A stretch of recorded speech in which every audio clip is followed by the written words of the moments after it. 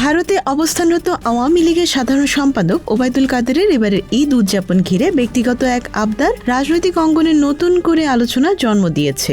দলীয় সূত্র বলছে, নির্বাচন সদৃশ পরিস্থিতিতে থাকা এই শীর্ষ নেতা আসন্ন ঈদে দলের সভাপতি ও সাবেক প্রধানমন্ত্রী শেখ হাসিনার সান্নিধ্যে সময় কাটাতে চেয়েছিলেন, তবে সেই ইচ্ছা পূরণ হয়নি, বরং স্পষ্টভাবে তা নাকচ করে দেন হাসিনা।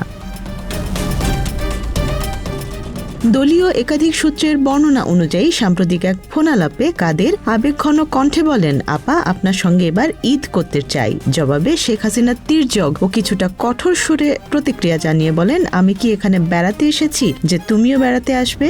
এই সংলাপই এখন দলীয় অভ্যন্তরে আলোচনার কেন্দ্রবিন্দু হয়ে উঠেছে। শুধু ব্যক্তিগত আবদার প্রত্যাখ্যানেই থেমে থাকেননি শেখ হাসিনা। তিনি কাদেরকে সরাসরি দলীয় সাংগঠনিক কর্মকাণ্ডের খোঁজখবর নেয়ার নির্দেশ দেন, বিশেষ করে দেশে থাকা নেতাকর্মীদের সঙ্গে নিয়মিত যোগাযোগ রাখা হচ্ছে কিনা সে বিষয়ে জানতে চান।